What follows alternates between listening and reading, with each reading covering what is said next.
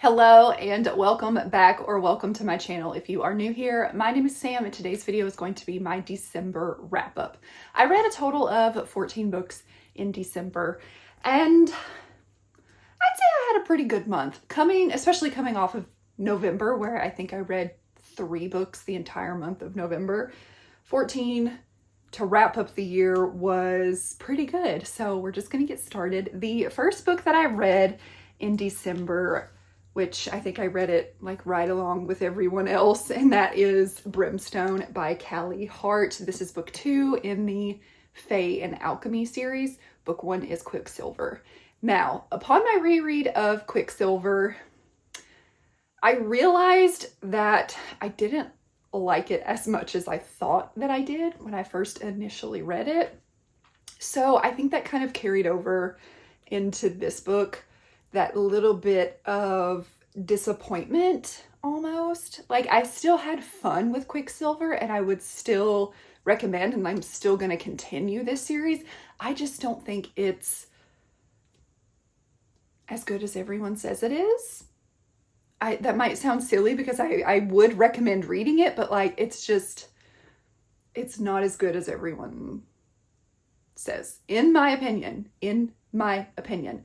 So during this book, I don't know, I just was feeling like, okay. So I walked away giving this a 3.5 star because I didn't hate it, but it's not my favorite. I do like kind of where the series is going to go, and I like the characters. I like it enough to keep reading, basically. But is it worth the hype? Maybe. Yes, no, maybe. I don't know. None of that made any sense. I hope someone understands what I'm trying to say. Please. I hope. The next book that I read is a historical romance, and that is Ravishing the Heiress by Sherry Thomas. This is a short little book. It took me no time to get through. I gave this one a 3 star. We are following Millie and Fitz. Yes. Now, Millie and Fitz are in a marriage of convenience, and they've known this for quite a while, that they are going to get married. And for Millie, it was love at first sight. But Fitz, being a little bit older, he's had a little bit more life experience, he is in love with someone else. So Millie enters into this relationship knowing that he's never going to love her. His heart is with somebody else, but it's his duty to his family to marry her. And Fitz and Millie, they have a really good friendship. They really create a solid friendship from this marriage. And then we flash like 8 years into the future, where they've been married for 8 years and Millie is still very much pining over her husband. And the woman that Fitz was in love with, in a relationship with when they first got together, she went on and married and had children, but she comes back into his life a widow, and he's ready to make her his mistress. And that kind of kicks Millie into gear to telling him all of her feelings and all these things. And then Fitz realizes that he's had feelings for her all along. And that was kind of where I didn't really love the book, because how do you live with someone day in and day out? How have you been friends with this person for 8 years, but you don't know that they're in love with you, and like, you don't realize that you are also having feelings for this woman? I don't know. I couldn't get behind that, but this was angsty, and I mean, I flew through it, so didn't totally hate it. Okay, then we have a thriller, and that is Kill for Me, Kill for You by Steve Kavanaugh. I have wanted to read this for so long. The premise of this book is you have 2 strangers. They are both women, and they meet in, I believe, sort of like a grief, like support group type thing. And they hit it off. They go out to dinner and they're kind of telling each other about their lives. And one of them suggests, why don't I like kill this guy for you, but you got to kill this man for me? And what happens when one of them actually does it, and then the other one is left, is this actually what I want to do? Do I actually want to commit murder? Very twisty, Very gripping, very entertaining. I had such a good time reading this book. 4 stars. The next book that I read in December was The Overnight Guest by Heather Gudenkauf. I gave this one 4 stars. This is another thriller, and we are following 2 different timelines.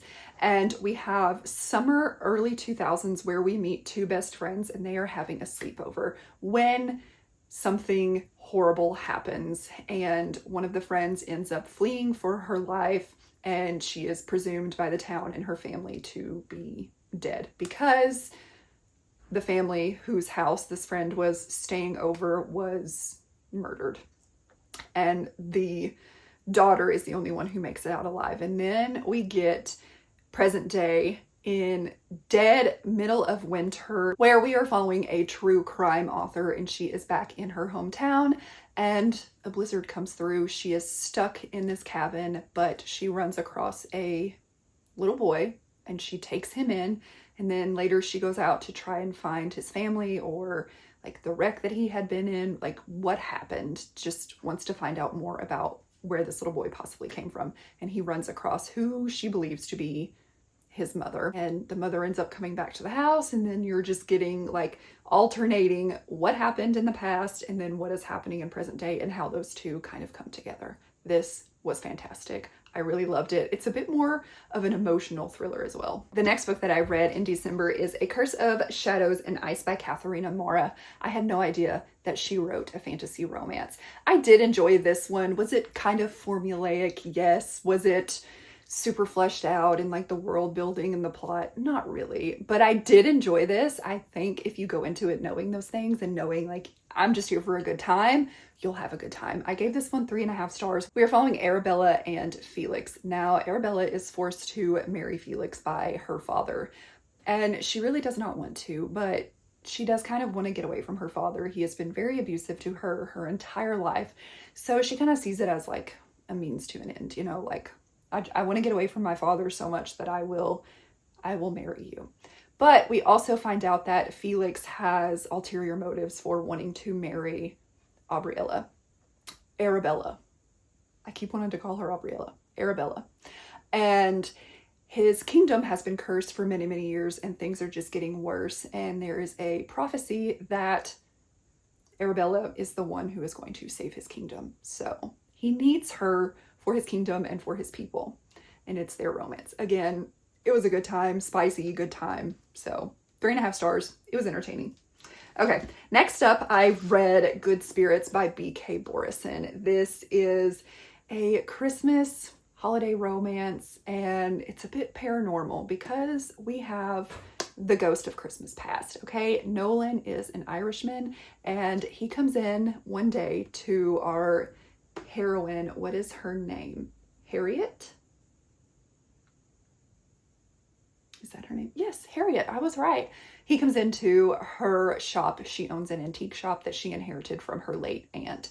And he's like, I don't know why I'm here, but we got to figure it out. And we have before Christmas Eve to figure out what's going on to help you get on the right path in your life.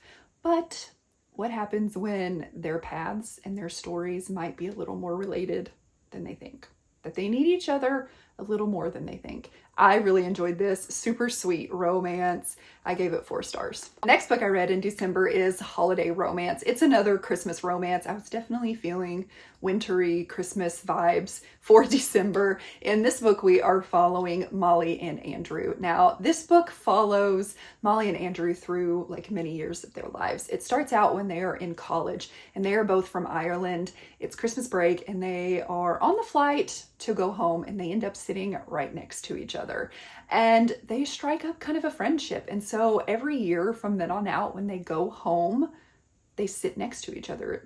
It becomes a tradition for both of them, and starts out as friends to lovers, and then obviously turns into more. This was super cute. Gave it 4 stars. Next up, we have We Are All Guilty Here by Karen Slaughter. This is her newest release, and it is the beginning of a new series called the North Falls series. So in this book, we are following Emmy, who is a detective, police chief. I believe she's a detective. Two teenage girls vanish, and for Emmy, it's personal because one of the girls who has vanished is her best friend's daughter. And so she is working on this case, trying to uncover what happened to these two girls, and she realizes that nobody really knew who they were or what they were into. And she discovers that the town and its people are hiding a lot more than she could even fathom. Everyone has secrets.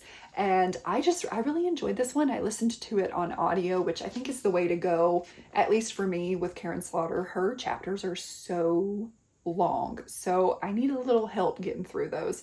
I enjoyed this one. I gave it 4 stars. Not my favorite, but I do like the town and Emmy, so I'm curious to see where else she's gonna go with the series. Okay, we have another thriller as well. This was a thriller heavy month for me, and that is Everyone is Lying to You by Joe Piazza. I have seen this everywhere, and I mean everywhere, and everybody is loving it, and I loved it as well. I gave it 4 stars.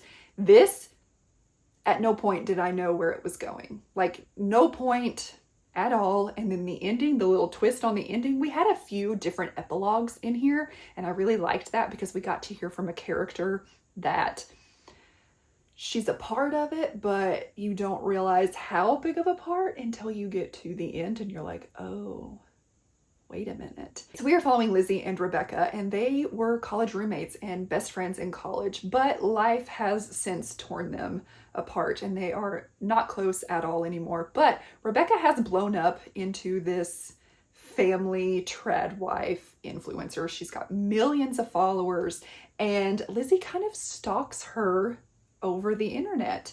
But then one day, Rebecca reaches out and invites her to come to this giant convention and, just hang out. She's like, I need a friend. Come hang out with me, like somebody real. So Lizzie decides to go, and she's spending some time with Rebecca and like getting to see their friendship again. But then Rebecca goes missing, and Lizzie is determined, I'm going to figure out what's happened to Rebecca. And she just goes down the rabbit hole of not everything is as it seems, and these women and their lives are not as perfect as they are putting out there. So this, thoroughly enjoyed it so much. It was so good. I think I read this in a day. I listened to the audio, could not put it down. I loved it. Sorry if the lighting looks a little different and the angle. I had to take a little break, but now I'm back. I want to finish this out. I only have a couple books, so we're just going to keep going. The next book that I read in December is The Storyteller by Jodi Picoult. This is, I think, the 2nd or 3rd book that I've read by her. And I ended up giving this one 3 stars. I had really high hopes for this one, but it didn't deliver really what I wanted it to. This is a World War II historical fiction. We are following a modern day timeline where our lead lady is Sage, and she is a baker, and she also goes to this grief counseling group where she meets a man named Joseph.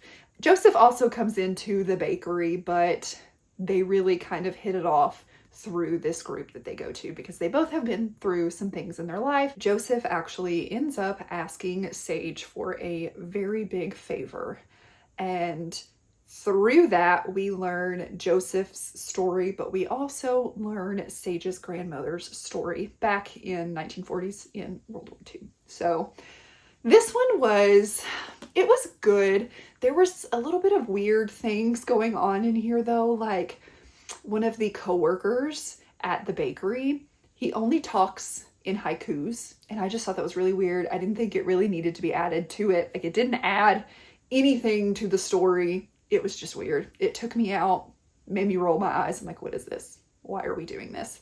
And then there was a bit of a romance also in here that came out of nowhere. Like, it didn't need to be a romance. I always enjoy the sort of moral questions that Jodi Picoult's books pose. I like that it puts you in the head of someone who has done something really bad, but it humanizes them. I like seeing that sort of perspective. I do think she does that very well, but ultimately, I just don't know that her books are for me. because I always end up wanting just a little bit more from them. And that's kind of what happened here. I gave this one 3 stars. I just wanted just a little bit more, just a little more. Okay. Then I read Rose in Chains by Julie Soto. You guys, I loved this book so much. I gave it 4.5 stars. This is one that when I wasn't reading it, I wanted to be reading it. I was thinking about when I could pick this book back up because I just loved it so much. We are following Bryony and Tovin. Now, this book was originally written as a fan fiction called The Auction. I did not read that fanfic, so I cannot compare it to The Chain. Rose in Chains? The Chain. I'm thinking of Fleetwood Mac. Ignore me. So the whole premise of this book basically is you have a war-torn country and one side has lost and obviously one side has won. And Bryony was actually a princess from the side that lost the war. And now her and some of her friends and other women are being auctioned off to men. And most of these women will have some sort of magic. And Bryony actually has a very powerful heart magic, I believe. And so everyone knows that her bid is like, there's going to be a lot of people bidding. It's going to be kind of expensive that she's going to sell for. And she ends up with Tovin, and it is their romance. It is slow burn. It's definitely a dark fantasy.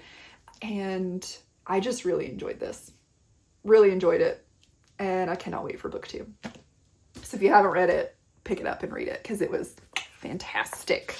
Okay, getting into the last couple books here. I'm going to try to be super quick. We have He Started It by Samantha Downing. This is a thriller, and we are following a group of siblings who are recreating a road trip from their childhood. So their grandfather has just recently passed away, and they are all set to inherit some money from him. But one of the stipulations of them getting this money is they have to recreate this road trip. They have to, every single stop that they made when they were younger, they have to make now as adults, and they have to, the final destination, they are to spread his ashes. So we're getting, at each stop, we're getting a flashback to what happened when they were kids and just how weird things got, and them in present day sort of realizing what happened and putting little pieces together. Every single character in here also was kind of a piece of crap. Like, there was one character who I thought was okay, but even then, like, he was a total liar. But I don't know, these characters were just so, like, every one of them was backstabbing, just not good people. I gave this one 3 stars because the ending, I did not like the ending. I'm like, what the heck? What the heck was all of this buildup, and then you're going to give us that ending? So, was not my favorite. And then the next book also really was not a favorite. Actually, the rest of the books that I have here. Okay, A King So Cold by Ella Fields. I've had this book on my shelf for a very long time. I had planned on doing a Read It or Unhaul It vlog in December, but I did not do that. I still read some of the books, like these 2 were from that vlog, but I just never posted it. I actually never finished filming it, but this is a DNF. This is a fantasy romance, and I think I got maybe like 15-20% of the way through this book, and I just don't think it's for me. I don't think Ella Fields is for me. I've read some of her books in the past and have not loved them, so I just really wasn't like super motivated to push my way through this just to, you know, do it for the video. I'm like, I'm just gonna DNF and move along. Then the last book that I read in December and the last book that I read in 2025 was The Things Gods Break by Abigail Owen. This is book 2, I believe, in the Crucible series or something like that. The first book is The Games Gods Play. I actually really enjoyed that one. That was a surprising like 4-star read. I ended up giving this one 3 stars. I think this one overall was just a little bit too repetitive. So in book 1, we are following Lyra, who it's set in like modern day San Francisco, but it's urban fantasy because the like Greek gods actually kind of rule over San Francisco, and there's magic and different things like that. So all of the gods actually have a tournament where each god will pick a human to fight to the death, like Hunger Games style. And whoever wins, like, you're granted a wish or something like that. So Lyra ends up being Hades' human champion, whatever she was called. And she's going through the different trials and things like that. And it's also kind of a love story between her and Hades. So this one picks up right where book 1 leaves off. And in this book, she's also going through trials. Like, I thought we were done with the trials in book 1, but no, there was more. And she's also stuck in a time loop where she's trying to go back and like manipulate things one way to see if it's going to give her a different outcome in the present. So all of that felt a little bit repetitive. I didn't hate it totally, but I don't know, I kind of wanted just something a little bit different. But what I did really like about this book, though, was the kind of backstory that you get between her and Hades. I really did enjoy that. And I liked Hades' character just a little bit more in this book. So yeah, overall, I don't know. I'm kind of iffy on whether or not I want to continue the series.